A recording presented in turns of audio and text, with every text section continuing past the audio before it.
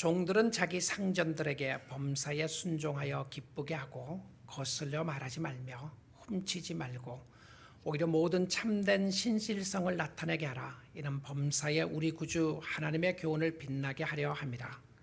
모든 사람에게 구원을 주시는 하나님의 은혜가 나타나 우리를 양육하시되 경건하지 않는 것과 이 세상 정욕을 다 버리고 신중함과 의로움과 경건함으로 이 세상에 살고 복스러운 소망과 우리의 크신 하나님 구주 그리스도의 영광이 나타나심을 기다리게 하셨으니 그가 우리를 대신하여 자신을 주심은 모든 불법에서 우리를 속량하시고 우리를 깨끗하게 하사 선한 일을 열심히 하는 자기 백성이 되게 하려 하심이라. 너는 이것을 말하고 권면하며 모든 권위로 책망하여 누구에게든지 업신여김을 받지 말라. 하나님의 말씀이었습니다. 우리 사랑하는 성도 여러분, 귀한 한 주, 또 특별히 무더운 한 주 잘 보내시고 또 예배하러 오신 줄 압니다. 여러분을 축복하고 또 하나님의 은혜가 여러분의 심령 가운데 함께하는 이 아침 시간 될 수 있기를 원합니다. 우리는 혼자 살도록 창조되지 않았습니다. 사람이 태어나면서부터 관계를 형성하도록 되어 있는데요. 태어나면 바로 엄마 아빠가 있게 됩니다. 그리고 형제들이 있게 되고요. 그리고 가족들이 있고 친척들이 있게 됩니다. 친척과 가족들은 나의 선택이 아니라 주어지는 사람들이죠. 그리고는 자라면서 친구들을 만납니다. 그리고는 공동체를 이루어서 더불어 살아가도록 하나님이 축복하십니다. 예수 믿는 사람들에게는 세 가지의 공동체를 가지고 있습니다. 첫째는 가정입니다. 그리고 둘째는 교회이죠. 성도들에게 주어진 영적 공동체가 교회입니다. 그리고 셋째는 사회입니다. 성도들은 교회 공동체만 있으면 살아갈 수 있는 것이 아니라 사회 공동체 안에 두셨습니다. 그래서 사회 공동체 안에서 우리가 어떻게 살아야 하는지를 성경은 매우 구체적이고 분명하게 우리에게 가르치고 설명을 하고 있습니다. 그래서 우리가 관계를 잘하는 것은 축복이지만 그렇지 않으면 참 힘들고 어렵습니다. 우리는 아무도 혼자 고립되게 살 수 있는 사람이 아무도 없습니다. 우리가 많은 것을 가지고 있다고 할지라도 나 혼자 살아나갈 수 있다고 할 수 있는 사람은 한 사람도 없습니다. 그런데 오늘 이 본문 말씀을 보게 되면 디도서에서는 1장에서는 교회 관계를 설명을 합니다. 교회 관계 속에서 누구를 지도자로 세워야 하는지, 지도자들은 어떻게 살아야 되고 어떤 사람이 지도해야 되는지를 설명을 하고 있고요. 그리고는 2장에 와서는 여러 각 사람의 분류에 대해서 설명을 하면서 성별과 연령이 다른 사람들이 가정과 교회에서 어떤 관계를 맺고 살아야 하는지를 설명하고 3장에 가서는 사회적으로 우리가 어떤 관계를 맺어야 하는지를 설명을 하면서 성도는 도대체 누구인가? 그들의 신분은 무엇이며 성도들은 어떻게 살아야 하는지를 성경은 클리어하게 우리에게 말씀해 주고 있습니다. 성도는 어떻게 살아야 하는가라고 하는 질문 가운데서요, 우리가 생각할 수 있는 것은 도덕입니다. 생활이에요. 나는 어떤 도덕을 가지고 살아야 되는 것인가? 구원받은 백성들은 어떻게 살아야 하는가? 여러분, 세상의 스탠다드보다, 세상의 도덕적인 기준보다 예수 믿는 사람들의 도덕적인 기준이 훨씬 더 높다는 것 아시나요? 아니, 높아야 한다는 것 아십니까? 디도서 2장에서는 젊은 늙은 남자에게 주시는 지침서, 늙은 여자에게 주신 지침서, 젊은 여자, 젊은 남자에게 어떻게 살아야 될지를 이야기를 하면서요, 그 공통적으로 모든 사람에게 주었던 행동 지침서 중에 하나가 무엇이었냐면 신중함이었습니다. 여러분 출하해 보셨나요? 한 주 동안 신중하게 사셨습니까? 이 신중하게 산다고 하는 것은 조용하게 산다는 것도 아니고요, 너무 시리어스하게 산다는 모습이 아니라 이 신중함은 곧 self control에 관한 부분이었습니다. 절제하는 부분이었어요. 관계 속에서 하나님의 백성들에게 요구되는 것은 절제였는데요, 언어 절제, 하고 싶은 말 다 하지 않고 또 해야 할 말 할 수 있는 절제, 욕심 절제, 감정절제. 참 감정절제가 잘 안 되지 않습니까? 화나는 거를 어떻게 화를 삭힐 것인가? 슬픈 마음을 어떻게 삭히고 주를 의지할 것인가? 감정절제가 참 잘 안 되죠. 탐심절제. 끊임없이 우리에게는 탐욕의 욕심이 있어요.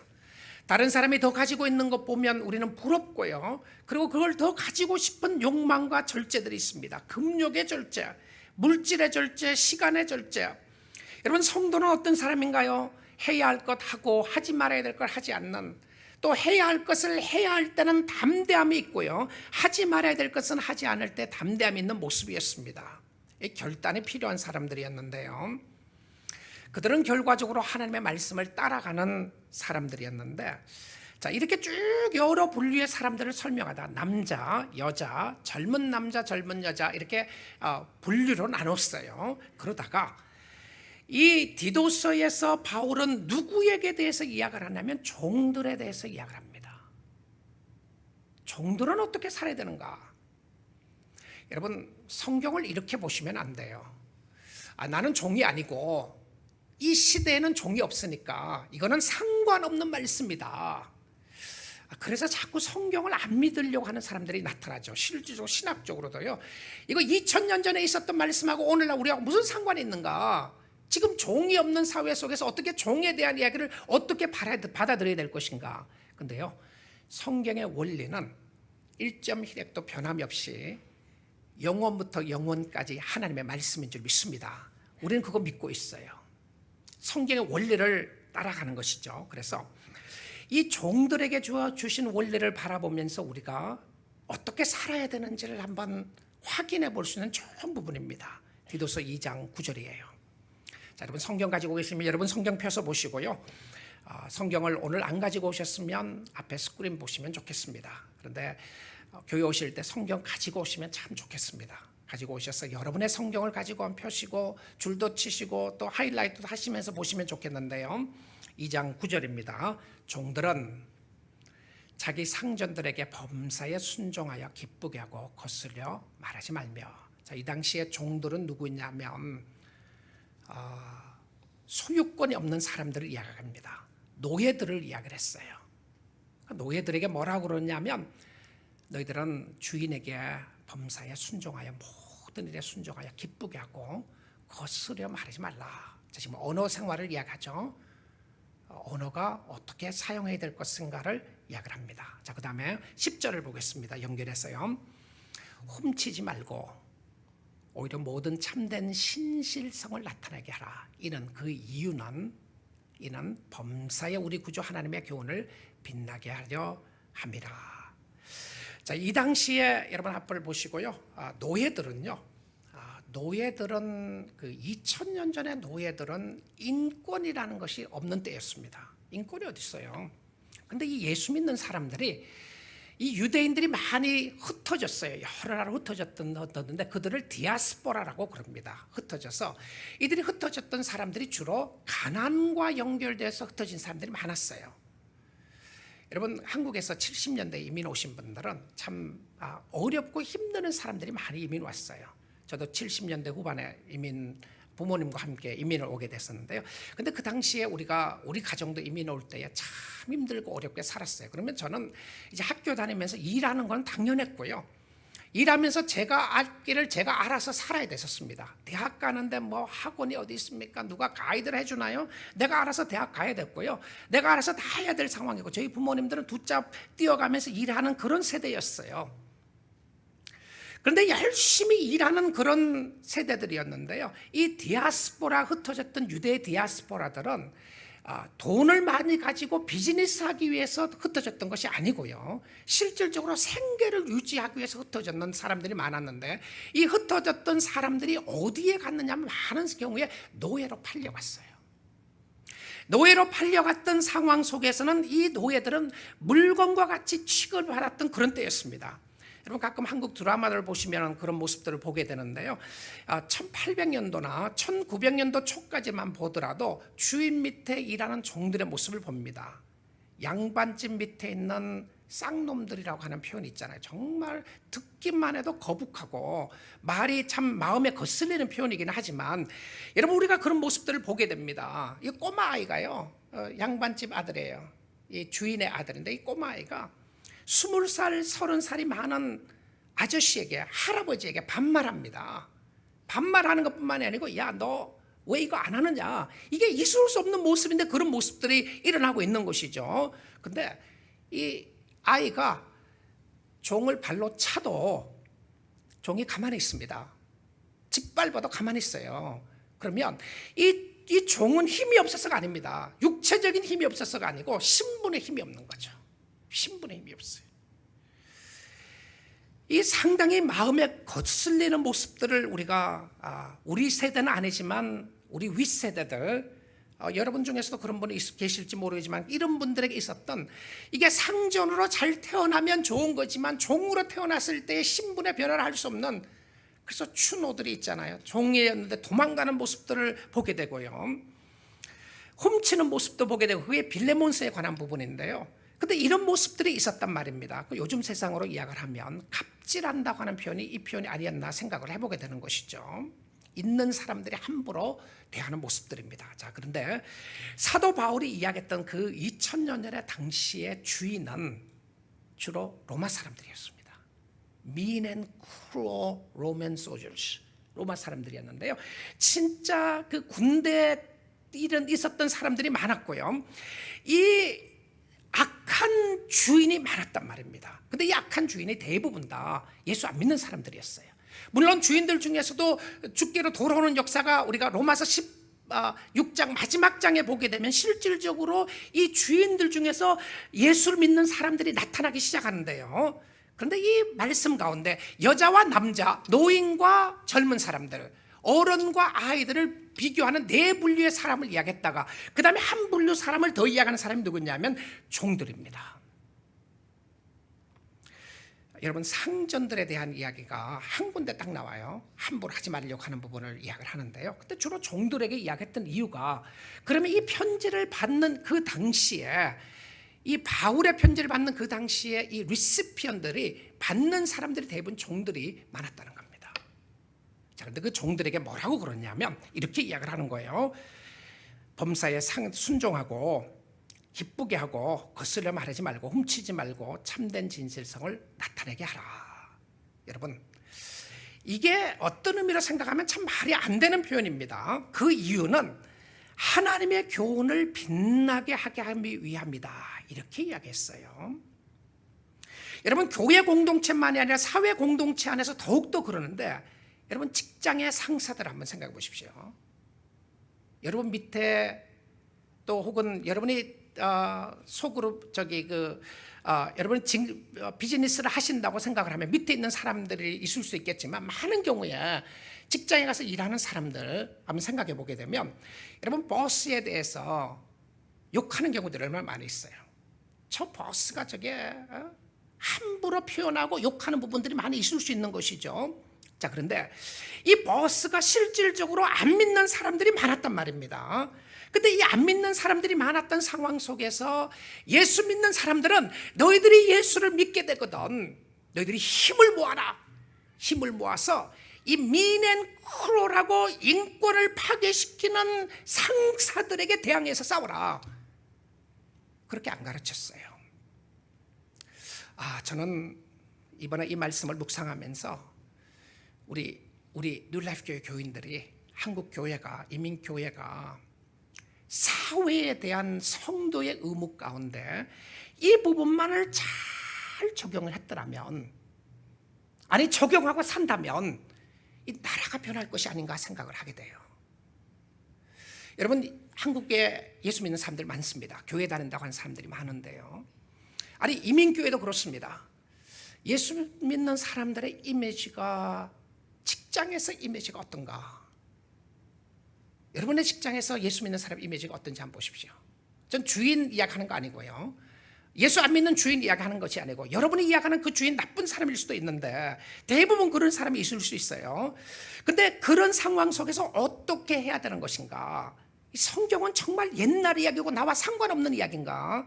여러분, 지금은 종이 없으니까 아무렇게 해도 된다는 표현인가요? 아니요, 원래는 그대로 살아있어요. 어떻게 해야 되는지요. 자, 그런데 이 종에 관한 모습을 조금 더 보도록 하겠습니다. 바울은 디모데에게 편지를 쓰면서도 디모데에게도 또 이렇게 이야기를 해요. 디모데전서 6장 1절입니다. 우리 같이 한 목소리 한번 읽어보겠습니다. 시작. 무릇 멍에 아래에 있는 종들은 자기 상전들을 범사에 마땅히 공경할 자로 알지니 이는 하나님의 이름과 교훈으로 비방을 받지 않게 하려 함이라. 자, 여기에 멍에 아래에 있다는 종의 의미는 bound servant입니다. bound servant, bound slave, 묶여있는 종이라는 표현입니다. 묶여있다. 이 묶여있다고 하는 표현이 뭐냐면 전적인 소유권이 주인에게 있는 표현입니다. 이 묶여있었던 종인데 도망간 사람이 있었죠. 빌레몬서에 나오는 오네시모였습니다. 자, 그러니까 이게 디도서 끝나고 오네시모에 대한 빌레몬서를 공부하려고 생각을 하고 있는데요. 짧은 한 장에 나오는 모습인데 어쨌든 이 종들이 그 당시에는 참 힘들고 어렵게 살았던 것 같아요. 근데 그 종들에게 뭐라고 그러냐면 상전들을 범사에 마땅히 공경할 자로 알지니 그 이유는 하나님의 이름과 교훈으로 비방을 받지 않게 하려 함이니라. 여러분 혹시 이런 생각하시지 않습니까? 존경받을 만해야 존경을 하지. 그렇죠? 맞는 이야기입니다. 우리 주인 존경받을 만해야 존경하지. 목사님, 우리 주인 어떤 사람인지 아세요? 진짜 짠돌입니다. 나쁜 사람이에요. 여러분 그 부분은 놔두시고 성경이 이야기하지 않아요. 사일런트합니다. 예수 안 믿는 사람, 안 좋은 사람 많아요. 예수 믿는 사람도 주인으로서 안 좋은 사람들 많이 있어요. 그런데 뭐라고 그러냐면 자기 상제를 범사에 마땅히 공경할 자로 알지니 저 사람은 정말 존경받을 만한 대상이 아닙니다. 저 장로님 존경할 수 없어요. 저 목사님이 아니죠. 저 목사 존경할 수가 없어요. 맞는 이야기예요. 그렇다고 할지라도 어떻게 해야 될 것인가? 이 악한 주인들이 대부분이었던 사람들에게 너에게 잘해주거든 잘해줘라 이렇게 이야기를 하지 않고요. 범사에 잘하라. 그 이유가 왜 그러냐면 뒷부분입니다. 이는 하나님의 이름과 교훈으로 비방을 받지 않게 하랍니다. 여러분 직장에서요. 예수 믿는 사람들이 욕을 받고 짓밟히는 이유는 저는 이 디도서 말씀을 잘 적용했더라면 한국 사회가 지금 어땠을까 생각해 보게 됩니다. 이민 사회가 어땠을까 생각해 보게 돼요. 여러분 좀 억울한 것 같지 않으세요? 혹시 어렵고 힘들게 사시는 분들은요, 직장 생활 하시는 분들은요, 그러면 직장 생활 하시는 분들이 사업을 하시면 마음대로 할 수 있나요? 정말 우리에게 주시는 놀라운 교훈의 모습이라고 생각이 드는데요, 이 바울만 그렇게 가르치지 않았어요. 베드로 사도도 이렇게 권면을 합니다. 베드로전서 2장 18절입니다. 사환들아, 종들아고 하는 표현입니다. 종들아, 범사의 모든 일에 두려워함으로 주인들에게 순종하되. 누구를 두려워해요? 주인이 두려워하나요? 그거 아니에요. 하나님을 두려워하는 마음으로 주인들에게 순종하되 선하고 관용하는 자들에게만 아니라. 베드로는 알았어요. 까다로운 사람이 있다는 걸 알았습니다. 이 까칠한 사람들에게도 그렇게 해라. 여러분 까칠한 사람들 때문에 힘들어하지 않으세요? 선한 사람에게 관용을 베푸는 거 쉽습니다. 누구나 할 수 있는 거예요. 잘해주는 사람에게 잘해주는 거 쉬워요. 그런데 잘해주는 사람만 있는 것이 아니라 까칠한 사람들이 있다는 말입니다. 까다로운 자들에게도 그렇게 해라. 하나님 저 사람에게는 못하겠어요. 진짜 욕을 해주고 싶은 사람들 있잖아요. 저 사람 얼마나 악한 사람인지 아세요? 주님 아시나요? 주님 아시죠? 여러분 이 말씀을 한번 적용해 보면 어떻겠습니까? 직장에서 여러분 교회는 어떠신가요? 교회는 어떠시나요? 교회에서 이 말씀을 좀 적용해 보면 어떻겠습니까? 존경할 수 없다고 목회자를 함부로 욕하고 짓밟아서 되겠습니까? 장로님은 존경할 수 없다고 장로라고 함부로 여러분보다 나이가 어리다고 어떤 문화적인 배경과 상황 속에 있다고 할지라도 짓밟아도 되겠습니까? 존경할 수 없다고요. 여러분, 이 부분들을 생각을 해보게 되면 우리 교회 문화도 좀 바뀌면 좋겠다 생각을 합니다. 우리가 뭐 그렇다고 해서 그런 모습이 있다는 의미보다는요, 우리 교회 문화 속에서도 정말 주님 때문에 우리 사랑하는 뉴라이프 성도들이, 야, 저 사람이 뉴라이프 성교교회 다니는구나, 직장에서 인정받는 사람인데 보니까 뉴라이프 성교교회였구나, 소문난 교회 말입니다. 무엇에 대해서 소문나야 되겠습니까? 어떤 소문이 나야 되겠죠? 여러분, 인격적인 존중함의 부분에 소문나는 부분을 설명을 하고 있어요. 그런데 여러분, 하나님의 이름을 잘 드러내고 싶으면요, 하나님의 이름을 잘 드러내고 싶으면 사람들에게 잘해야 됩니다. 이 사람들에게 잘하라고 하는 표현은 그 사람에게 잘해줘서 내가 잘해줌으로 내가 어떤 유익을 얻겠다는 의미가 아니고요, 내가 사람을 대하는 자세가 어떠냐에 따라서 내가 하나님을 대하는 자세와 동일한 모습으로 설명하고 있다는 겁니다. 주의 이름이 욕되지 않도록. 예수 믿는 사람인들하고 나중에 알고 봤더니 저 사람이 장로였어요, 저 사람이 집사였어요, 저 사람이 권사였는데 회사 올 때 늦게 오고 회사 일은 안 하고 도둑질 하려고 그러고 훔치려고 그랬는데 알고 봤더니 어느 교회 권사더라, 어느 교회 집사더라, 참 어느 교회 목사더라, 뭐 거짓말 하고 났더니 보니까 어느 교회 목사더라. 참 우리가 회개해야 될 부분이 많이 있다는 생각이 듭니다. 자, 이런 모습으로 우리가 살았더라면, 아니 살고 있다면 어땠을 것 같아요? 그러니까 이 상황 속에서 놀랍게 메시지를 주는데요, 저는 사도 바울이 처음부터 이 메시지를 했을 때 이 받는 리시피언들이, 편지를 받는 사람들이 좀 어떤 면에서 마음이 많이 아팠을 거란 생각이 드는 부분도 있어요. 근데 놀랍게도요, 기독교는 힘을 모으고 세상적인 힘을 모아서 세계를 정복하고 사회를 정복한 적이 한 번도 없었다는 사실입니다. 힘을 가지고 사회를 정복하려고 할 때마다 그 힘 앞에 예수의 이름은 짓밟히는 역사가 있었어요. 자, 그런데 이 부분을 바울이 편지 속에서 이야기하고 베드로가 편지 속에서 이야기를 하면서 종들에 대한 자세를 이야기하면서 너 예수 안 믿는 그 주인에게 너가 어떻게 대하고 있냐, 그것이 주님 때문에 잘하라 하는 부분을 이야기를 했을 때에 400년이 지나고 나서 로마가, 컨스탄틴 황제가 기독교를 국가로 만들겠다고 선언하는 역사가 일어나게 됩니다. 여러분, 컨스탄틴 황제가 진짜 예수 믿는 사람이었는가? I don't know, 모르겠어요. 정치적인 힘 때문에 그랬는가? 그럴 수도 있다고 생각이 듭니다. 그럼에도 불구하고 이 기독교를 핍박했던 이 로마가, 미넨쿠롤했던 이 로마가 꺾여질 수 있었던 것은 무엇이었냐면 성도들의 다른 가치관을 가진 삶이었습니다. 삶이었어요. 이 성도들의 행동 지침서 속에서 주시는 것은 무엇이었냐면, 바울이 이렇게 이야기를 해요. 왜 우리가 그렇게 살아야 되는지를 설명을 합니다. 다른 사람들의 관계 속에서, 또한 자신과 관계 속에서 거룩을 추구하고 상대방을 배려하는 삶을 살아라고 이야기를 하는데요, 여러분, 우리는 세상에 사는 사람들과 다른 사람들입니다. 예수 믿는 사람들은 We are different kinds of people. 다른 분류의 사람들이에요. 이 다르다는 의미는요, 우리가 독특하고 특별하다는 의미가 아니라, 다르다고 하는 의미는 거룩성에서 달라야 한다는 것입니다. 내가 잘났다고 교만하는 모습이 아니라 하나님 앞에 무릎 꿇는 모습들인데요, 사람들을 인격적으로 모독하지 않고 인정하는 의미에서 다른 사람들입니다. 거룩한 삶의 동기와 이유가 뭔지 압니까? 성도들에게만 있는 것이 있어요. 세상 사람들에게 없는 것이 있습니다. 성도의 성도됨, 그 동기가 무엇이냐고요? 여러분 궁금하죠? 동기가 뭔지 압니까? 성도가 다름에 있어서 그 동기는 무엇이었냐면 바로 디도서 2장 11절에 나오는 말씀입니다. 모든 사람에게 구원을 주시는 하나님의 무엇이 나타났다고요? 은혜가. 자, 다시 한번 봅니다. 모든 사람에게 구원을 주시는 하나님의 무엇이?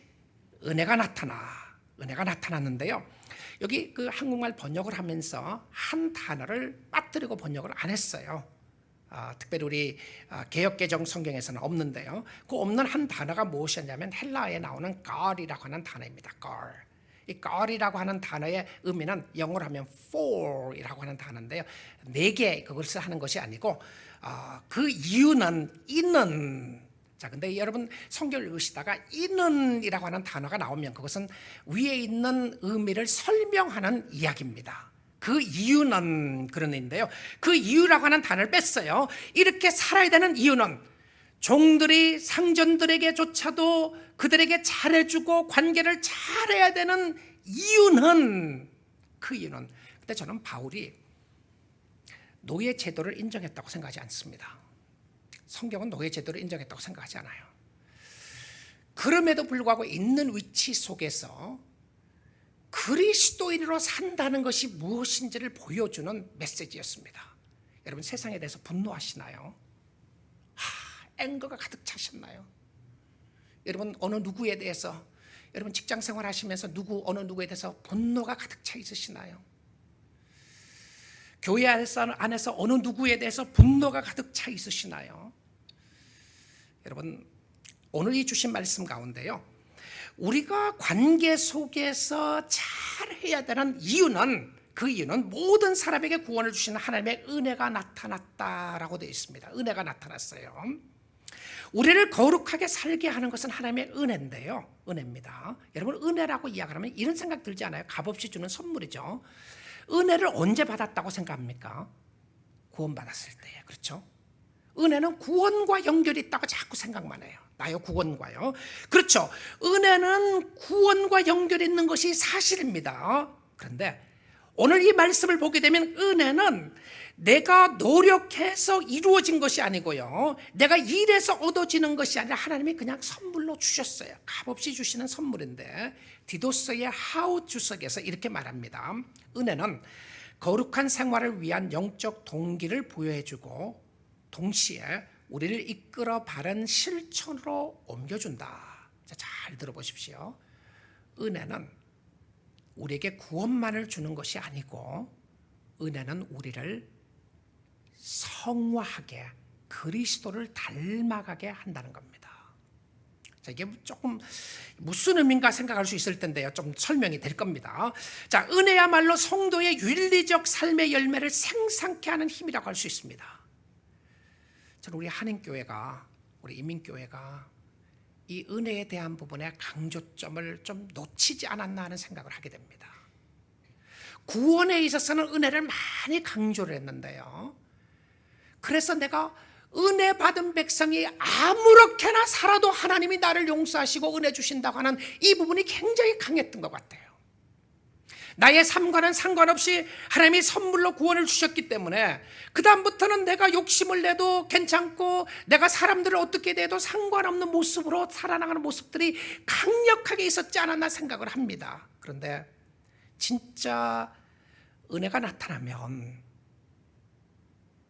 변화가 일어나는데요, 그 변화는 구원의 역사만이 아니라 성화의 삶에 있어서도 은혜가 나타나요. 근데 우리가 그리스도인으로 닮아가도록 만드는 것도 은혜의 나타남인데 은혜의 나타남 속에 어떤 변화가 있게 되는지를 보기 원합니다. 여러분, 그런데 은혜가, 이 하나님의 은혜가 힘이 있는데 에너지가 있어요. 에너지가 있는데 그 힘이 우리의 삶 속에 열정을 줘요. 패션을 줍니다. 열정을 주는데요, 근데 이 열정을 생기게 하면서 하나님의 은혜로 이 쓸데없는 자 왜 구속해 주는지 난 알 수 없도다. 우리 찬송을 부르면서 실질적으로 하나님이 왜 나를 구원해 줬는지 모른다는 의미가 아닙니다. 그렇지 않아요? 모른다는 게 아니죠. 아는죠. 알고 있는데 무엇에 대한 이야기냐면 신비하고 오묘함에 대한 찬양입니다. 그 찬양은요, 너무너무 감사한 거예요. 나는 구원받을 수 있는 자격이 없음에도 불구하고 아무런 자격이 없는데 나를 구원해 주신 하나님의 은혜가 너무 크다는 생각이 드는 거예요. 그런데 이 은혜가 우리의 심령 가운데 임하게 되면 성도의 삶 속에 두 가지 변화가 반드시 일어납니다. 그리고 죽을 때까지 이 은혜가 우리의 삶 속에 변화를 주게 해요. 하나는 뭐냐면 yes가 있게 하고요, 하나는 no가 있게 합니다. 이렇게 하겠습니다, 이렇게 하지 않겠습니다라고 하는 결단이 생기게 돼요. 자, 그게 무슨 결단인지 오늘 본문 말씀을 통해서 보겠습니다. 디도서 2장 12절입니다. 우리를 양육하시다. 무엇이 양육하나요? 은혜가 나타나서 우리를 양육하신다. 굉장히 중요한 단어인데요, 여기 나오는 양육이 education, nurture 한다고 하는 표현입니다. 부모가 아이들을 양육하는 거 있죠. 선생이 학생들을 양육하는 부분에서 양육한대요. 무엇이, 누가 양육한다고요? 은혜가 양육한대. 은혜가 우리를 양육하시되 경건하지 않는 것과 이 세상 정욕을 다 버리고 신중함과 의로움과 경건함으로 이 세상에 살고. 자, 중요한 말씀이죠. 구원의 역사를 일으키는 은혜는 이제는 성화의 역사를 일으키는데, 그래서 은혜가 무엇을 하느냐면 양육하고 널처를 하는데요, 우리를 키웁니다. 영적으로 우리를 키우는 부모가 누구 있냐면 하나님의 은혜입니다. 은혜가 우리를 키워요. 우리를 가르치는 선생이 있는데 그 선생이 누구냐면 은혜라고 하는 선생입니다. 은혜라는 이름을 가진, 그레이스라고 이름을 가진 선생이 우리를 키우는 것이 아니라 은혜라고 하는 은혜 자체가 우리를 양육하고 있다는 것이죠. 은혜가 값없이 주어진 선물인데 그것이 우리를 변화시킨다. 나의 행위가 나를 변화시키는 것이 아니고요, 은혜가 나를 지속적으로 변화시키는데, 영국의 존 스타트라고 하는 목사님이 있습니다. 이 존 스타트 목사님이 1800년도에 영국에 있었던 캐넌 애킨이라고 하는 목사님의 책을 인용을 합니다. 이 캐넌 애킨스라고 하는 목사님이 쓴 책 중에 은혜의 학교라고 하는 책을 썼는데요, The School of Grace, The School of Grace. 저는 이 표현을 생각을 못했어요. 굉장히 새로운 개념인데요, 근데 많이 도전이 되는 새로운 개념이에요. 근데 이 은혜 학교라는 책에서 이렇게 이야기하십니다. 구주이신 은혜는 교사이신 은혜가 되신다. 은혜는 단지 구원하는 일뿐 아니라 우리를 훈련시키는 일도 한다. 그렇다면 모든 그리스도인은 은혜의 학교에서 배우는 자가 된다. You have to register. 학교 등록해야 돼요. 예수 믿는 사람들 어느 학교 등록하느냐면, 내가 예수 믿었으니까 천국 가는 것보다, 그게 아니고요, 예수 믿은 사람들은 학교에 등록해야 되는데 그 학교가 어떤 학교냐면 은혜 학교입니다. The School of Grace, 은혜 학교에 들어가는데, 그 은혜 학교에서는 무엇을 가르칩니까? 무엇을 배워야 합니까? 두 가지입니다. 첫째는 경건하지 않는 것과 이 세상 정욕을 다 버리라고 가르치고, 둘째는 근신함과 의로움과 경건함으로 세상에서 살려고 가르칩니다. 사랑하는 성도 여러분, 은혜가 임하면 열정을 가지게 합니다. 그 열정은 죄를 멀리하게 하는 열정과 함께 하나님을 사랑하는 열정을 가지게 해요. 여러분, 은혜학교 등록하셨나요? 아멘. 몇 학년이시죠? 일부 예배 때는 금방 어느 권사님이 초등학교 1학년 그러시더라고요. 실질적으로 초등학교 1학년이면 안 되는 거죠. 진짜 예수 믿은 지가 막 예수 믿었다면 1학년 되는 겁니다. 그런데 여러분, 학교에 등록했다고 하는 의미는 공부해야 되는 겁니다. 그리고 공부하고 졸업해야 돼요. 초등학교가 졸업하면 중학교 가야 되는데요, 늘 여러분 1학년에 머물고 있지 않으세요? 전혀 성숙이 없는 2학년, 3학년, 4학년, 5학년, 자, 중학교, 고등학교, 대학교, 대학원, 박사학위까지 할 수 있을까요? 자, 죽으면 다 하는 겁니다. 그런데 이 땅에 사는 동안 몇 학년으로 있다가 졸업하실래요? 30년, 40년 교회를 다니고 예수를 믿었다고 하는데 은혜 학교에서 훈련된 것은 전혀 보이지 않는 사람들이 있다면 얼마나 안타깝겠습니까? 여러분의 자녀가 이렇게 이야기하는 거야. 아빠, 엄마, 나 1학년 등록한 거 너무 잘 됐어요. I'm so excited that I entered first grade. That's wonderful. That's great. 잘 들어갔어요. 얘가 졸업을 안 하는 거예요. 매번 플렁크예요. 또 1학년 재수하고 1학년 재수하고. 여러분, 부모가 뭐라 그럴 것 같아요? 어떻게 할까? 야, 너 참 착하다, 잘한다. 1학년을 계속 있다가 그렇게 살아라. 그를 부모 한 사람도 없겠죠. 없을 겁니다. 근데 이 은혜 학교에서 하나님의 은혜가 나타나면, 은혜가 임하면 세상의 정욕을 버리게 하는데요. 이 세상의 정욕을 버리게 하면서 그 다음에 어떻게 살아야 될 것을 이야기해요. 어떻게 살아야 될 것을 이야기하면서 첫 번째 단어가 보십시오. 뭐예요? 이야, 참 바울은 의도가 있었던 것 같아요. 신중하라고 다 이야기했어요. 종들아 신중해라, 늙은이여 신중해라, 젊은이여 신중해라. 다 신중함을 이야기를 하라고 했다가 은혜 학교에서 신중함이 제일 먼저 나와요. 무슨 이야기인지 압니까? 이 self control은요, 명상 아닙니다. 묵상 아니고요, 불교에서 이야기하는 자기 훈련 아니고요, 정신 수련이 아니었어요. 여기서 이야기하는 신중함은 성령의 은사였습니다. 무슨 이야기냐면 성령의 역사가 있을 때에 임하는 성령의 학교에서 배워야 하는 것 중에 하나가 신중함이었어요. 신중함과 의로움과 경건함으로 이 세상에 살고, 하나님의 은혜가 임했을 때 세상에 대해서 노라고 하게 되고요, 하나님에 대해서 예스라고 할 수 있는 역사가 일어나요.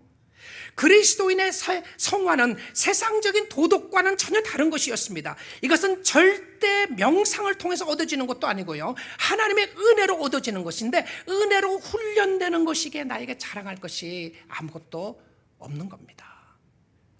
그런데 이 은혜가 임하는 사람들 보면요, 도저히 변할 것 같지 않는 사람이었어요.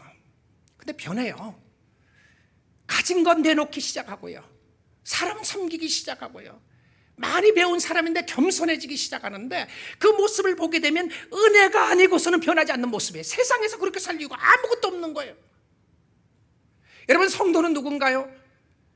세상에서 잘났거나 못났거나 세상적인 어떤 기준이 아니라 삶 속에 변화가 있는 사람들인데, 그래서 교회의 공동체는요, 세상하고 달라되는 것 중에 하나가, 세상의 것을 가지고 자꾸 교회에 와서 자랑하면 교회의 교회됨이 나타나지 않는 겁니다.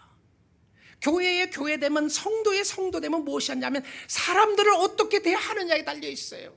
옆에 있는 사람들 내가 어떻게 대하고 있는가, 내가 목사로서 옆에 있는 사람 어떻게 대하고 있는가, 여러분의 가진 직분을 통해서 옆 사람들 어떻게 대하고 있는가, 직장에서는 어떻게 살아나가는가. 예배만 잘 들으면 되는 것이 아니고요, 예배를 잘 들음으로 말미암아 나는 직장생활, 가정생활 어떻게 하는가. 가정에 가서는 속된 말로 개판처럼 살면서 교회 와서는 잘난 척하고, 이게 아니라는 겁니다. 교회 와서는 열심히 일하는데 나중에 뒤에 봤더니 직장생활 하는 데 가서는 함부로 하고 마음대로 하고 사람들도 욕만 먹고, 저 사람이 예수 믿으면 내가 예수 안 믿겠다고 하는 그런 마음이 나온다면, 여러분, 그런 교인들이 있다면 교회가 교회됨의 모습을 드러나지 않는 것이죠. 여러분, 우리 교회는 좀 저와 여러분이 함께 라디컬한 라이프 스타일이 좀 있으면 좋겠습니다. 근데 라디컬한 이 놀라운 변화의 모습은 무엇이었냐면 인격적인 변화였어요. 인격적인 변화예요. 삶에 대한 변화였는데요, 이 삶에 대한 부분에 있어서 우리가 구원받은 사람은 구원의 은혜에 감사해서 살고요, 은혜 받은 사람 삶 속에는 은혜가 나타나요. 그 은혜가 나타나는 게 뭔지 압니까? 사람들을 인격적으로 대해주는 겁니다. 사람 관계에서요, 무시하지 않는 거예요. 사람 관계에서요, 잘 대해주는 사람인데, 자, 그런데 이 부분에 있어서 나타났다고 하는 부분을 설명하면서, 하나는 은혜가 나타나고 하나는 영광이 나타났던 부분을 설명하는데요, 디도서 2장 13절입니다. 디도서 2장 13절을 보게 되면, 복스러운 소망과 우리의 크신 하나님 구주 예수 그리스도의 영광의 나타나심을 기다리게 하셨으니, 여러분, 예수 믿는 사람은요, 소망을 가진 사람들이에요. 우리가 이 땅에서 잘 먹고 잘 살기 위한 것이 최고의 목적이 아니고요, 예수 믿는 사람들에겐 소망이 있고 기다리는데, 자, 크신 하나님, 구주, 구원자시고 주인이시다는 표현이죠. 예수 그리스도의 영광이 나타나심을 기다린다. 그러니까 예수가 오실 것을 기다린다는 거죠. 그렇죠? 하나님의 영광을 이야기했다가 신약 성경에 와서는 그 하나님의 영광이 예수의 영광이라고 이야기를 합니다. 그 하나님이 누구죠? 예수였습니다. 예수님이 누구신가요? 하나님이신 것이죠. 자, 그런데 이 성도의 삶 가운데 삶의 동기는 은혜와 영광인데요, 누구 때문이죠? 예수 때문이에요. 예수 때문에. 우리 이 땅의 삶의 전부인 것처럼 삶을 사는 사람들 아니에요. 여러분, 삶을 즐기면서 사는 거 좋은 겁니다. 즐기십시오. 열심히 즐기세요. 그런데 이제는 내가 열심히 일했으니까 내가 즐기면서 살아야지. 근데 그 즐김이 세상의 동기와 나만을 위한 것이라면 한번 질문 한번 해보십시오. 내가 누구를 위해서 즐기려고 하고 누구 때문에 즐기려고 하는가? 여러분 열심히 일하시고 리타일 하셨습니까? 이제는 잘 먹고 잘 살아야지. 잘 먹고 잘 사는 의미가 하나님과 상관없는 삶이라면 한번 질문해 보셔야 합니다. 주님을 기다리는 소망이 너무나도 큰 것이고요, 구주 예수 그리스도의 영광을 바라보면서 말할 수 없는 벅차오르는 감사와 감격이 있는데 왜 우리가 주님을 기다리게 되죠? 디도서 2장 14절 때문에 그렇습니다. 우리 이 말씀 한번 같이 한번 읽어보도록 하겠습니다. 시작. 그가 우리를 대신하여 자신을 주심은 모든 불법에서 우리를 속량하시고 우리를 깨끗하게 하사 선한 일을 열심히 하는 자기 백성이 되게 하려 하심이라. 여러분 성경 가지고 계시면 이 부분 줄쳐놓으시고 또 보시면 좋겠습니다. 저는 복음을 한 구절에 잘 요약한 구절을 들으려고 하면 그전에는 요한복음 3장 16절을 많이 이야기했어요. 하나님이 세상을 이처럼 사랑하사 독생자를 주셨으니 누구든지 저를 믿는 자마다 멸망하지 않고 영생을 얻게 하신다고 하는 하나님의 약속에 대한 부분들을 요한복음 3장 16절을 좋아합니다. 그런데 제가 지금 보니까요, 복음을 한 구절에 잘 요약한 구절을 뽑으라고 그러면 성도의 성도됨, 예수 믿는 사람이 누구인지를 한 구절을 찾으라 그러면 디도서 2장 14절을 말하고 싶습니다. 너무 잘 요약이 돼 있어요. 자, 그가 하나님이죠. 하나님이 예수 그리스도가 우리를 대신하여, 그리스도가 영광으로 오셔서 우리를 대신하여, 이 대속에 관한 부분이 나옵니다. 굉장히 어려운 단어 랜섬이라고 하는 값을 지불했다고 하는 표현이에요. 그리스도가 우리를 대신하여 자신을 주심은 모든 불법에서 우리를 속량하시고 우리를 깨끗하게 하사 선한 일을 열심히 하는 자기 백성이 되게 하려 하십니다. 그리스도가 오셔서 모든 불법에서 우리를 속량하시고, 이미 속량하셨어요. 여러분 성화는요, 여러분 아무리 노력해도 완전한 사람 안 됩니다. 완벽한 사람 될 수 없어요. 우리 가운데 완벽한 사람은 아무도 없습니다. 여러분 혹시 이런 생각 하시나요? 지난주에 내가 거룩하고 의롭게 살려고 했었는데 한 주 실패했어요. 그래서 주님 앞에 나오면서 내가 또 자존심 상하는 부분도 있고요, 절망되는 부분도 있고 좌절되는 부분도 있으시나요? 여러분 정말 예수를 제대로 아는 사람은 어떤 사람이냐면요, 노력하는데 안 됐어요. 또 주일날 와서 뻔뻔하게 하나님 찾는 사람, 예수 믿는 사람들입니다. 근데 그 뻔뻔함이 나에게 있는 것이 아니라 그리스도에 있는 것을 알기 때문에요. 하나님 내가 잘못했습니다.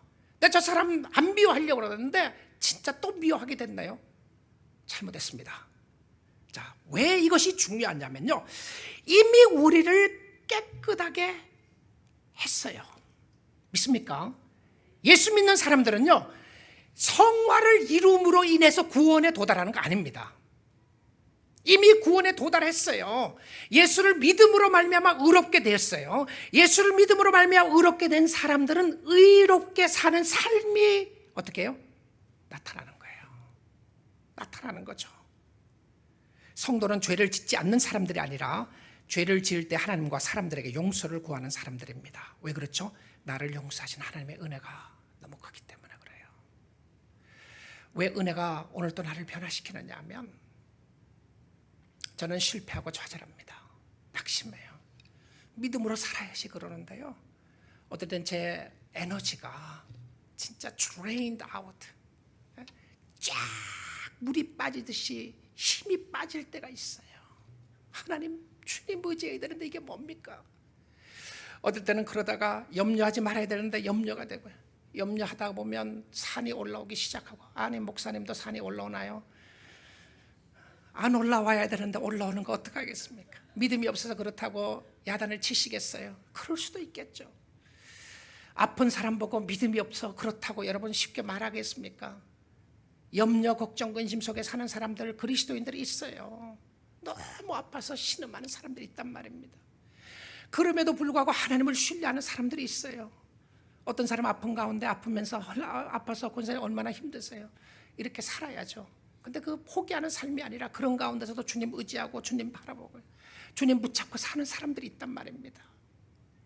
근데 그 주님 사랑하는 사람들이 주님 앞에 나왔을 때 저 사람이 집에서는 절망하고 좌절하고 있다가 교회에 와서만 저러냐? 여러분, 교회에 와서 하나님을 찬양하고 하는 모습도 너무 귀한 겁니다. 그럼 교회에 와서는 찬양 안 하고 그냥 계실래요? 집에서 힘들다고요? 아니잖아요.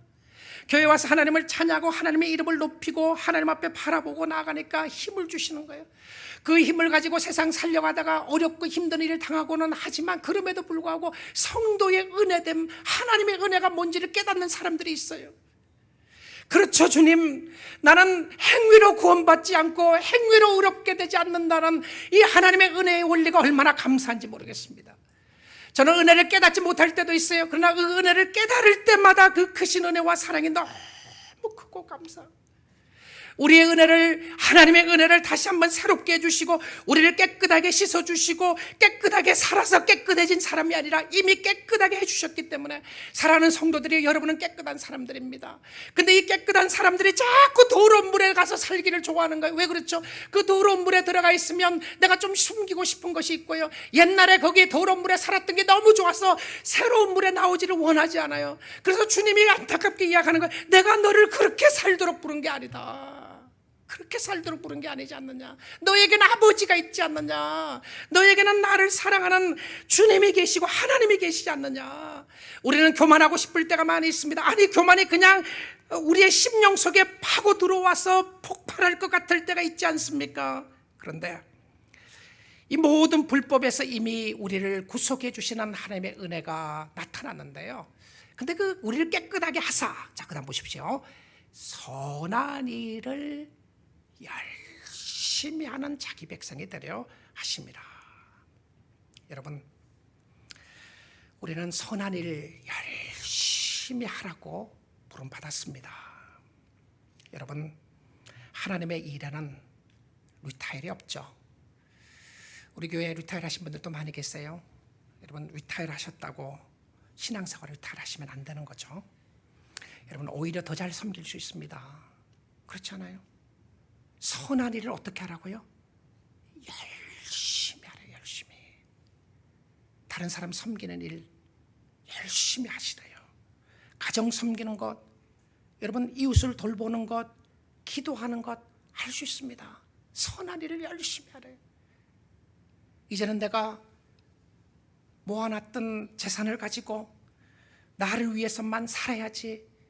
여러분, 선한 일을 위해서 쓰시지 않으시겠어요? 선한 일이 뭐냐고요? 교회 선한 일을 해야 될 일이 너무 많습니다. 여러분, 캄보디아 사역도 있고요, 우리 목회자들 양육하는 훈련 프로그램들도 있고요. 여러분, 그런 사역들을 위해서 이웃에 가난한 사람들을 보시나요? 홈레스 피플 사역하는 부분들도 있고요. 할 수 있는 부분들이 너무 많이 있어요. 성도의 성도됨으로 하나님이 우리를 부르신 것은 하나님의 은혜 가운데 우리는 선한 일을 많이 하라고 불렀어요. 여러분, 가진 재물 주를 위해서 쓰시지 않으시겠어요? 선한 일을 위해서 쓰시지 않으시겠습니까? 여러분, 시간 너무 많으시다고요? 뭘 해야 될지 모른다고요? 교회를 위해서 좀 기도하시고 헌신하시고 이웃을 돌보는 사역을 위해서 쓰시면 안 되시겠습니까? 죽어 있었던 우리를 살려주신 하나님의 전적인 은혜가 크신데 우리의 삶 속에 놀라운 변화와 도전이 일어나서 우리를 새롭게 하는, 여러분, 우리의 심령 속에 거룩한 부담은, 이 거룩한 부담은 부담으로 끝나는 것이 아니라 하나님 앞에 헌신하는 부분으로 설명했던 부분이었습니다. 그리고 하나님의 은혜가 너무 크시기 때문에 여러분, 오블리게이션이 없는 겁니다. 이것만은 꼭 했다, 그거 없어요. 오블리게이션을 다 자유롭게 해주셨습니다. 자유롭게. 오블리게이션이 없다고 했어요. 여러분, 책임이 없다고 해서 안 해도 되는 것이 아니고요, 하나님의 은혜에 감사하니까 예배 드리고 싶고요, 하나님의 은혜에 감사하니까 기도하고 싶고, 하나님의 은혜에 감사하니까 섬기고 싶고, 다른 사람이 보지 않더라도 그곳에 내가 그 자리에 있게 되는 것은 하나님의 은혜에 감사하고, 하나님의 은혜에 감사하니까 힘들고 어려운 사람 돌보게 되고요, 그 사람 생각하게 되고 그 사람 앞에 나가게 되고, 여러분, 힘들고 어려운 부분에 삶 속에 나타났던 부분이 하나님의 은혜가 너무 크시기 때문에 주님 앞에 헌신하고 싶은 욕망과 열정이 드러나는 모습을 보여주고 있었어요. 여러분의 인생 가운데 크시고 위대하신 하나님을 바라보시면서 정말 주를 위하여 멋지게 섬기시다가 주님 앞에 서시고, 또 주님 앞에 서실 때에 다 칭찬받는 하나님의 자녀들이 되면 좋겠습니다. 소망을 주께 두시고, 소망을 주님 앞에 의지하시고, 날마다 주님을 위해서 주님 바라보는 여러분 될 수 있기를 주님의 이름으로 축복드립니다.